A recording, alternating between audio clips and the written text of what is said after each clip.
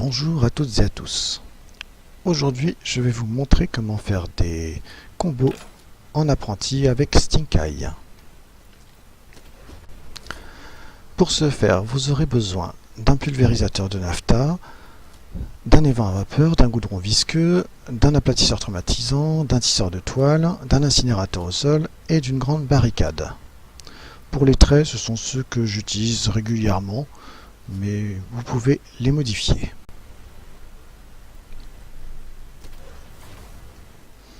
Vous pouvez lancer la partie.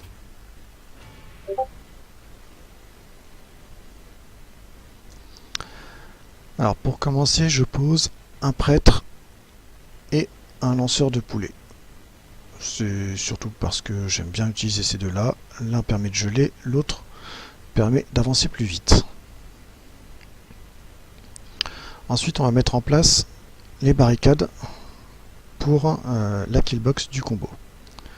Donc vous placez deux barricades comme ceci, un pulvérisateur de naphta, un goudron visqueux et un évent à vapeur. Ensuite, vous placez l'incinérateur au sol de dos. Voilà, ça permettra de les renvoyer dans les vents. Ça, c'est pour la première vague. Alors, ce que je vous conseille, c'est de poser le totem qui tire un petit peu plus loin, parce que, en fait, le totem tire tout seul. Donc, il vaut mieux qu'il tire d'un petit peu plus loin, pour que les boules tuent les mobs au niveau de l'évent. On essaie de ne pas tirer trop souvent pour faire du combo. Voilà, on pose un petit peu de temps en temps des boules arcaniques et on laisse venir les mobs.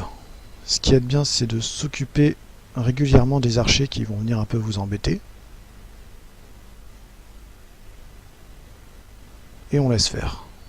Quand on voit que ça s'avance un petit peu trop, vous pouvez tirer sur le totem. Vous voyez, là on commence à avoir quelques petits combos x3, c'est pas énorme. Mais ça va s'amplifier avec le temps.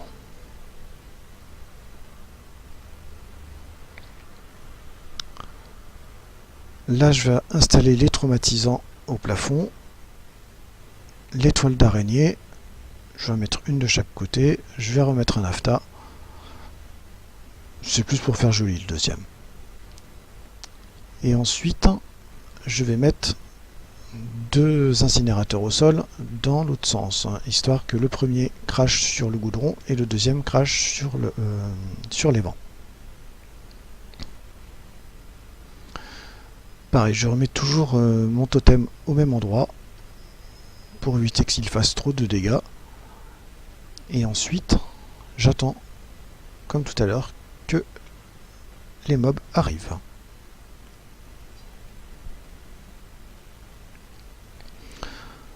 Ne pas oublier de remplacer le totem régulièrement. Sinon, vous pourriez vous trouver vite débordé.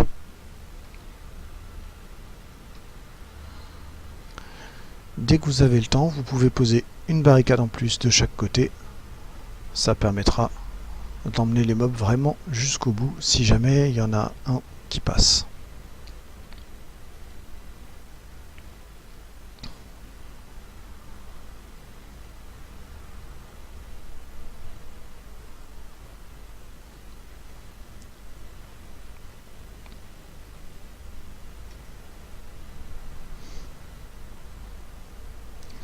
Normalement, on ne doit pas trop se battre pour les barricades, mais là, en apprenti, on peut éventuellement se permettre si les barricades sont assez évoluées.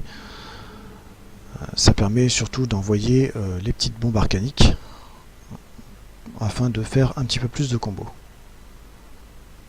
Voilà, là, on commence à avoir des combos beaucoup plus intéressants, x6, x7, x5, et beaucoup plus nombreux. Vous allez voir, le score va très vite monter.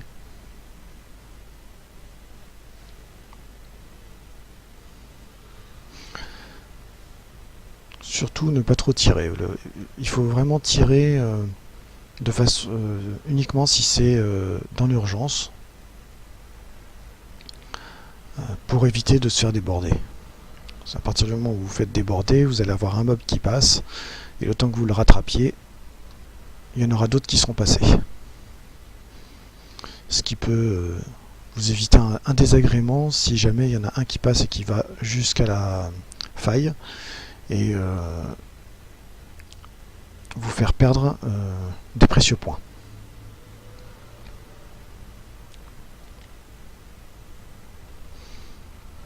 Ce qu'il faut savoir, c'est que plus vous êtes rapide, plus vous allez avoir de points, plus vous faites de combos, plus vous allez avoir de points, moins vous mourrez, plus vous allez avoir de points, et moins il y a de sbires qui passent dans la faille, plus vous allez avoir de points. Donc c'est vraiment un tout à prendre en compte pour que ça puisse fonctionner.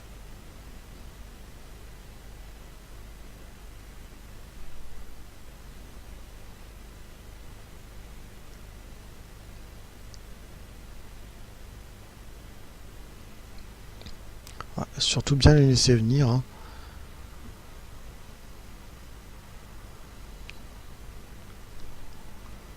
Parce que s'ils ne touchent pas un maximum de pièges, les combos ne fonctionneront pas. Hop, un petit combo x9 qui vient de passer.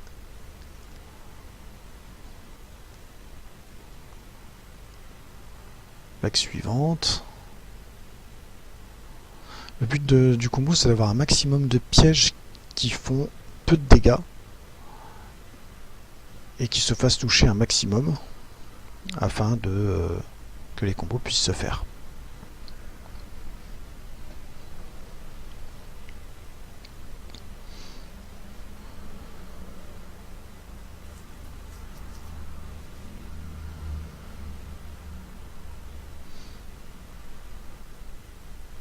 On laisse venir les mobs.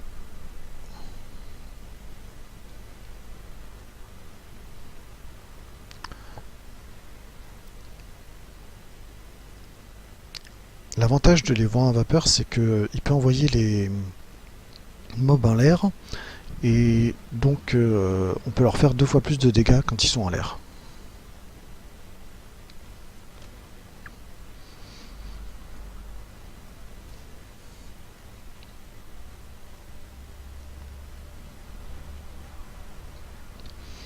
Voilà, on va arriver sur la dernière vague. Alors, ce qu'il y a de particulier sur celle-là, c'est que il va falloir s'occuper du boss, parce que ça peut vite devenir un souci.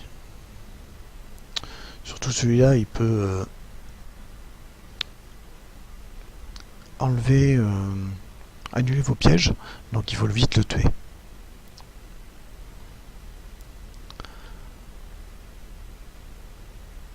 Toujours penser à bien replacer son totem. Lancer les petites bombes arcaniques. Et on finit tranquillement.